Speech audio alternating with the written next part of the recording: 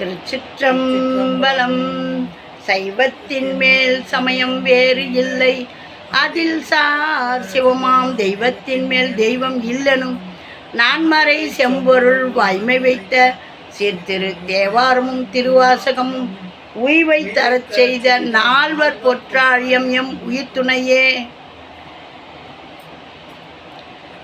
இன்னைக்கு நாம் பார்க்க போகிறது திரு ஞானசம்பந்தர் தேவாரம். இந்த ஞானசம்பந்தருடைய பதிகமெல்லாம் திருக்கடை காப்பே ஆகும்னு சொல்லுவாங்க. இன்றைக்கி நம்ம கோயிலுக்கு போனால் இதையெல்லாம் மனப்பாடம் பண்ணி பாடுங்க அப்படின்ட்டு ஒரு 4 வரி சொல்கிறேன். இன்றைக்கி திரு ஞானசம்பந்தருடைய 1ஆம் திருமுறையில் இடர்கலையும் பதிகம். இதை 4 வரி நம்ம மனசில் சொன்னாலே போகிறோம். நம்மளுடைய எடுத்த காரியமெல்லாம் தடையாக இருக்குதுன்னா அந்த தடையெல்லாம் விலகி ஓடும். நம்ம என்ன செய்யணும்னு நினைக்கிறோமோ அதை இறைவனுடைய திருவருளால் நல்ல வண்ணம் நிகழும். திருச்சிற்றம்பலம். மறையுடையாய் தோளுடையாய் வார்சடை மேல் வளரும் பிறையுடையாய் பிஞகனே என்று உனை பேசினல்லால் குறையுடையார் குற்றமோராய் கொள்கையினால் உயர்ந்த நிறையுடையார் இடர்கலையாய் நெடுங்கலம் மேயவனே. நெடுங்கலம் மேயவனேன்னு அந்த சிவபெருமானை சொல்கிறாரு. அருமையான இந்த பாடலை 4 வரியை அழகாக மனப்பாடம் பண்ணிட்டு போய் சிவபெருமான் முன்னே பாடி வணங்குங்க. இப்போ திரு ஞானசம்பந்தர் அருளி செய்த 1ஆம் திருமுறை, முதல் திருமுறை, திரு பிரமபுரம் மொழி மாற்று அப்படின்னு கொடுத்துருக்காரு. பதிக எண் 117, பண் வியாழக்குறிஞ்சி. இந்த வியாழக்குறிஞ்சி பண்ணு தெரிஞ்சவங்க பாடினீங்கன்னா விஷ ஜுரமெல்லாம் காணாமல் போயிடும். இப்போ தான் நிறைய எல்லா இடத்துலையும் ஜுரம் பரவிக்கிட்டு வருது. அந்த தீவினையெல்லாம் தீரும், தீவினை மாலும் தீரும்னு சொல்லுவார் ஞானசம்பந்தர். அந்த பண்ணில் கொடுத்துருக்காரு. வியாழக்குறிஞ்சி பண்ணில் நம்மளுக்கு பண்ணு தெரியுதோ இல்லையோ இறைவனிடத்தில் முறையீடு செய்யறதுக்கான பாடல் இது. வாங்க பாடலாம். இப்போ தான் நம்மளுடைய பதிவை முதல் முறையாக பார்க்குறீங்கன்னா லைக் பண்ணுங்கள், ஷேர் பண்ணுங்கள், சப்ஸ்கிரைப் பண்ணுங்கள், ஆல் பெல் பட்டனை கிளிக் பண்ணுங்கள், ஸ்கிப் பண்ணாமல் பாருங்கள். யாரும் பார்க்கலன்னாலும் என் கடன் பணி செய்து கிடப்பதே. எங்கள் அப்பன் தேவாரம் திருவாசகத்தை பாட சொல்லி என்னை சொன்னார். அதுக்கப்புறம் திருப்புகழையும் பாட சொன்னார். அவர் இட்ட வேலையை நான் செய்துக்கிட்டு இருக்கிறேன். நீங்கள் பார்க்க மாட்டேன்றீங்க, கேட்க மாட்டேன்றீங்க. இன்றைக்கி இல்லை நாளைக்காவது கேட்பீங்கன்னுட்டு நான் என் வேலை என்னவோ அதை போட்டுக்கிட்டு இருக்கிறேன்.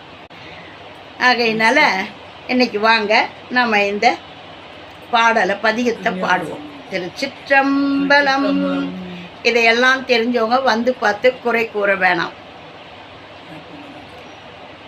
காடது அணிகலம் கார் அரவம் பதி காலதனில் தோடது அணிகுவர் சுந்தர காதினில் தூச்சிலம்பர் வேடது அணிவர் விசையற்கு உருவம் வில்லும் கொடுப்பர் பீடது அணிமணி மாட பிரமபுரத்து அரரே.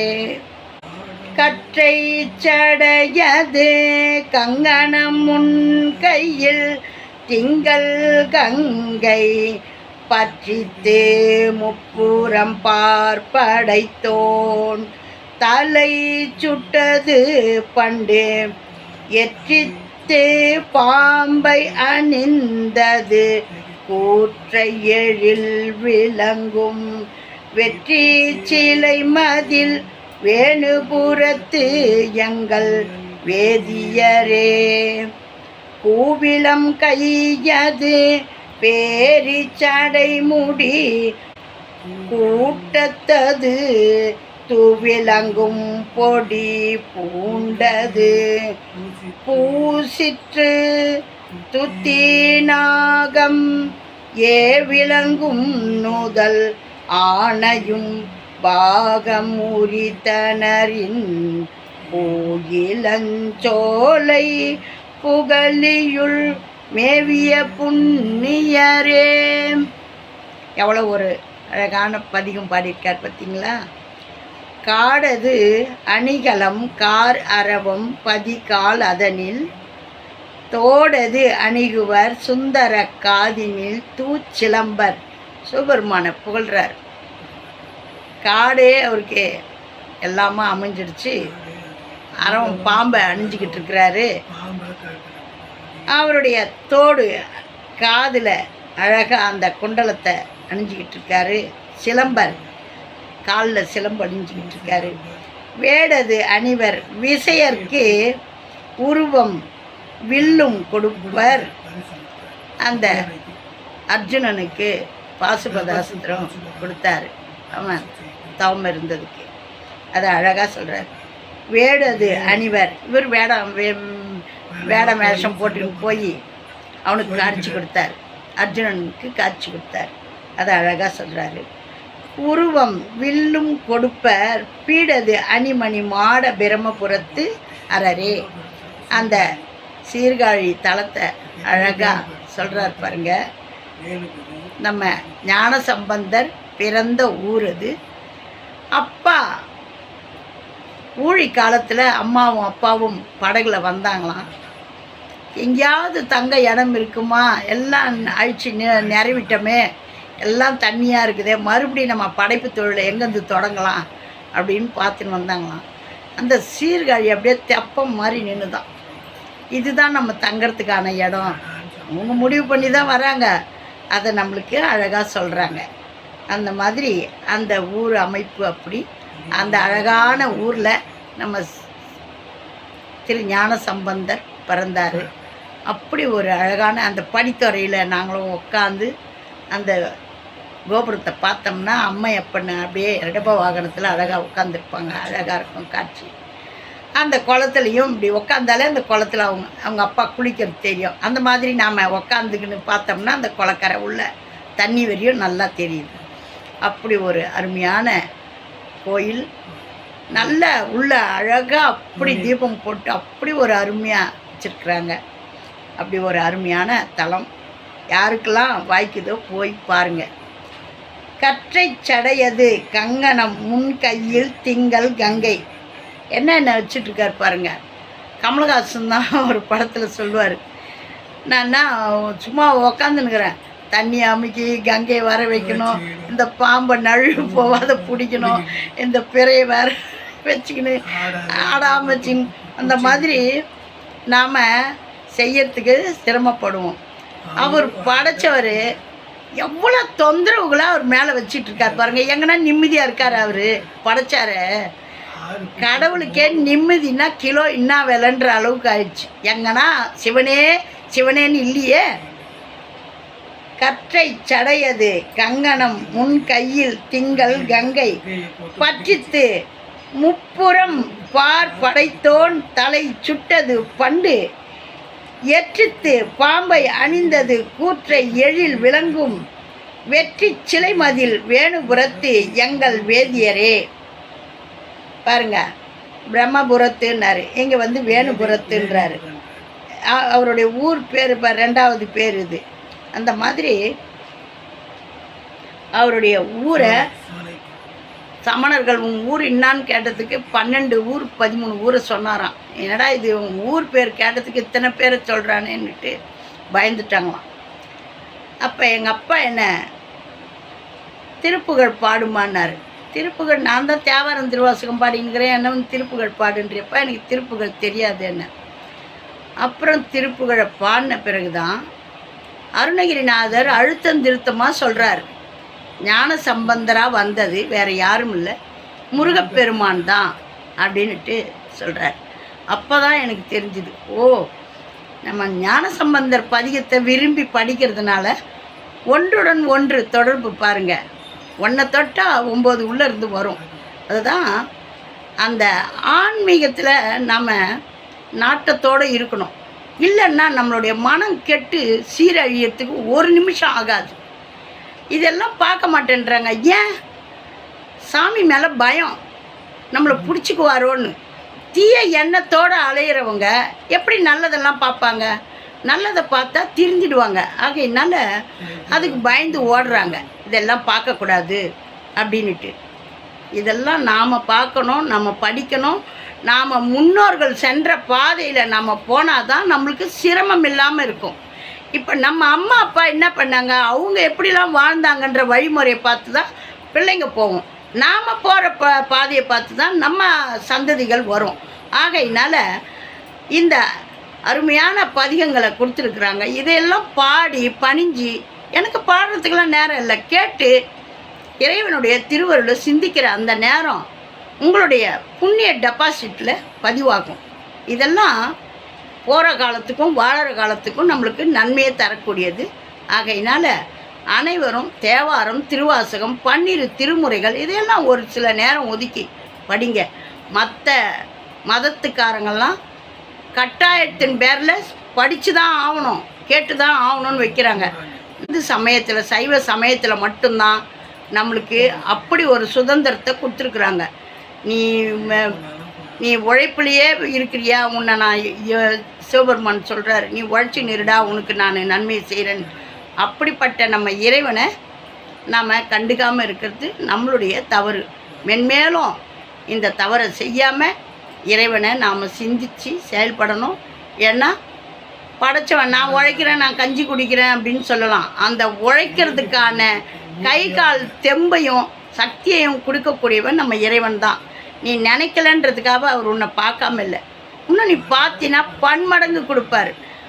ஒரு சின்ன ஒரு இதுக்கான ஒரு கதையை சொல்கிறேன் பாருங்களேன். ஒருத்தர் இதுவில் சொன்னார், பதிவில் நான் கேட்டேன். சங்கு ஊதனா மழை பெய்யணும் அப்படின்னு சொல்லிட்டு வர்ண பகவானுக்கு கட்டளை. அப்படி ஒரு முனிவர் வந்து சொல்லிட்டு போகிறார், சங்கு ஊதணும் நான் சொல்லுவேன், நான் சொல்லும்போது தான் நீ சங்கு ஊதணும், சங்கு ஊதனா தான் வர்ண பகவான் மழை பெய்யணும் அப்படின்னு சொல்லிட்டு அவர் சொன்னாராம். சொன்னதை அவர் கேட்டுக்கிட்டு சரின்னு சொல்லிட்டு சிவபெருமானுக்கு சங்கு ஊதுற வேலை மிச்சம்னு வச்சிடுறார். அவர் அந்த முனிவர் எப்போ சொல்கிறாரோ அப்போ இவர் சங்கை ஊதுவார். அது போய் வர்ண பகவான் காதில் கேட்டு மழை பெய்யும். அப்படி அது மாதிரி எல்லா இடத்தையும் மழை பெஞ்சின்னு வரும்போது ஒரு ஊரில் மட்டும் நல்ல செல்வ செழிப்போடு இருக்கிறாங்க. யாரும் கோவிலுக்கே வர்றது கிடையாது, கோவிலில் வந்து விளக்கு போடுறது கிடையாது, எதுவும் தொழறது கிடையாது. இவர் போனார் முனிவர். இந்த முனிவரை யாரும் வணங்கலை, யாரும் பெருசாக இவரை பார்க்கல.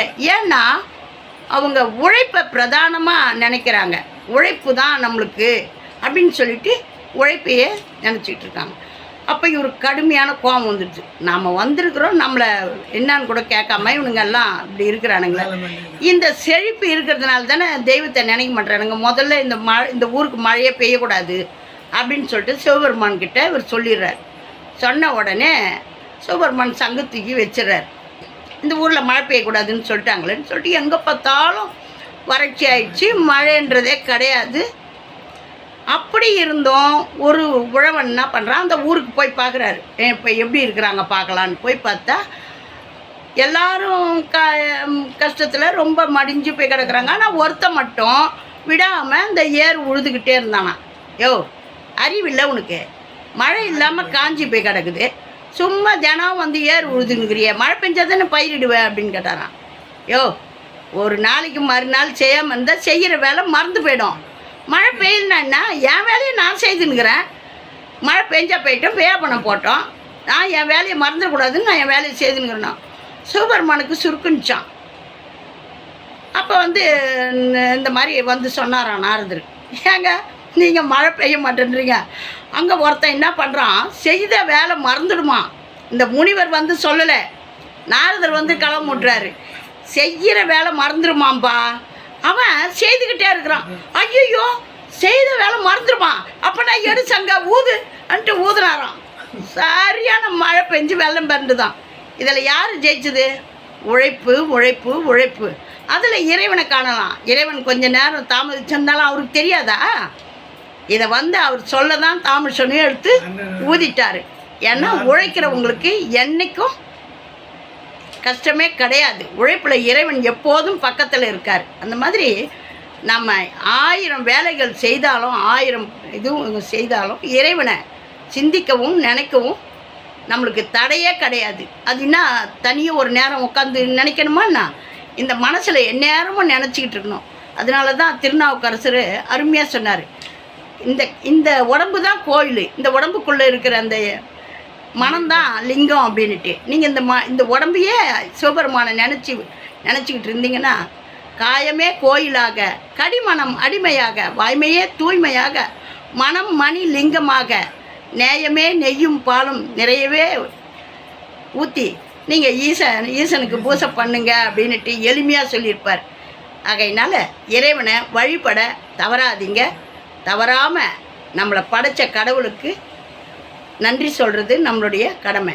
படைச்ச வண்ணம் இருந்தால் நம்ம பாழா போயிடுவோம். மறைத்து அருளி காத்து அழித்து நம்மளுக்கு கொடுக்க வேண்டியதெல்லாம் கொடுத்துக்கிட்டு இருக்காரு. இப்போ போன ஜென்மத்து ஞாபகம் இந்த ஜென்மத்தில் வந்தால் நம்ம ஒழுங்காக வாழுமா? அதை மறைச்சார். எப்போ கொடுக்கணுமோ கொடுக்குறார்.